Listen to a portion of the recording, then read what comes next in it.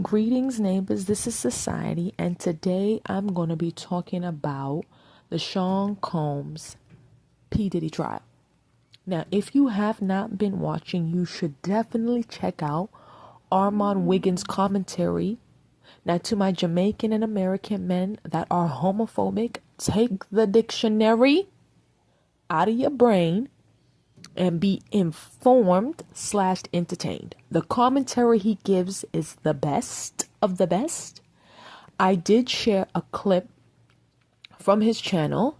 Now, if you are sensitive to domestic violence, then do not watch him, because his take is definitely doused in humor, and it is a perspective I prefer. Now, I want to say I myself have been a victim of domestic situation and violence, and it is a serious situation, but if you watch his trial commentary, he's hilarious, and it is what it is.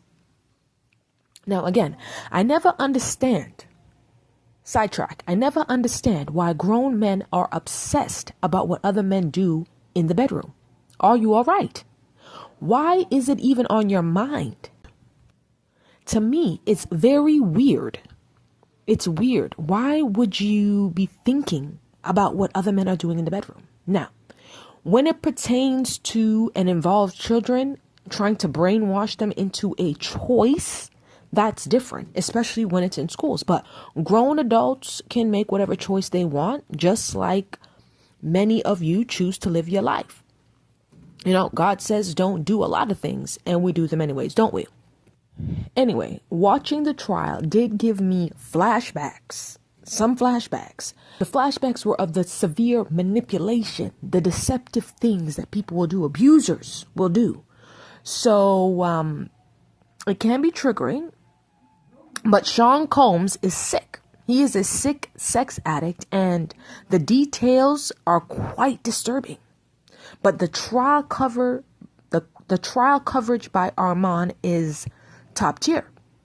America is using his life choices to get a conviction, and from what I've heard thus far, Cassandra Cassie Ventura isn't innocent. But I believe that she knew that if she did not comply with a lot of the things he wanted, especially when you get into the text messages, if she did not comply and speak to him that way, she was not going to be able to keep his attention. That's what I took from it.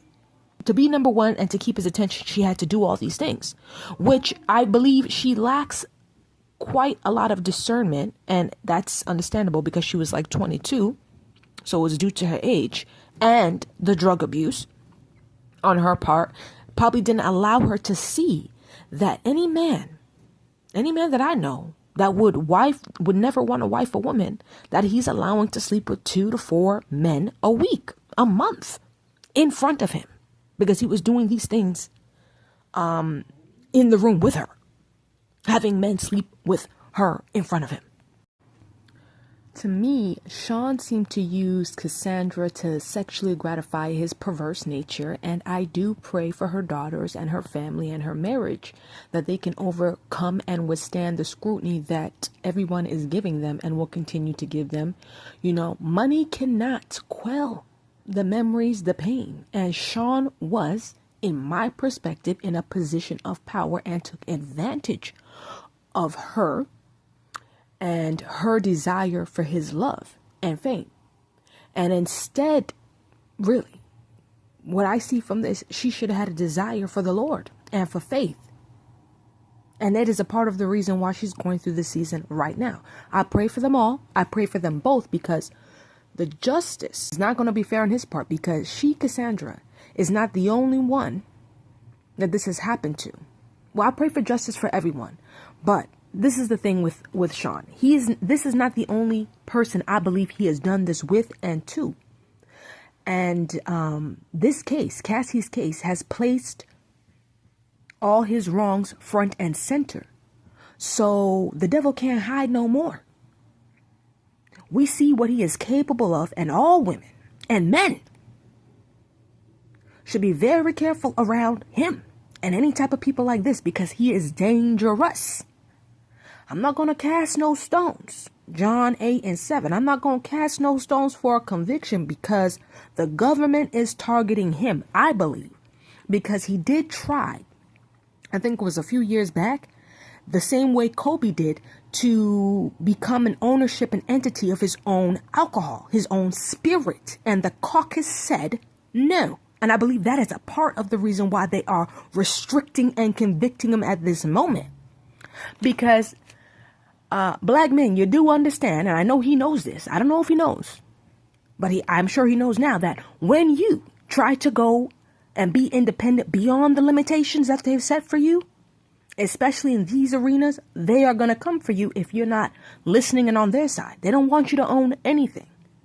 A perfect example, 3 men I'm going to list an example of. Cosby and the television network, General Electric, NBC. He tried to own that. Look what happened to him. And he was also another sexually perverse man. Kobe and the supplements. He had his little trial and error back in the day. He overcame that. But when he tried to have the ownership name over Black Mamba, we seen what happened in the helicopter. And now Sean and the Spirits with Diego in 2007, he sued them for racial discrimination and saying that they were treating him inferior and not promoting his spirits, his alcohol. So I think these men in the industry need to understand you can't punch above your weight. You want to dance and dabble with the devil, and he doesn't desire for you to be free from that yoke that he has you up under, okay? He wants your neck yoked up. He wants you in a chokehold. Are you all right? Wake up, Negroes. Wake up. They do not like you. They hated Jesus, who is a black man. I know y'all don't want to accept it. A black man with woolly hair. Revelations 1:14 and 15. They did it to him, and they will do it to you because they don't like him. They hated him. Okay? They didn't want him to save anybody. They don't want you to help and save anybody. Okay? Stop the foolishness. Sean, Cassandra, you gotta pray for everybody. Keep them in your prayers. But definitely watch Armand Wiggins' commentary. It's top tier. Best of the best. Good day, neighbors. And I apologize for the background noise because my son is gaming with his friend and he don't care that I'm over here. Okay? Good day.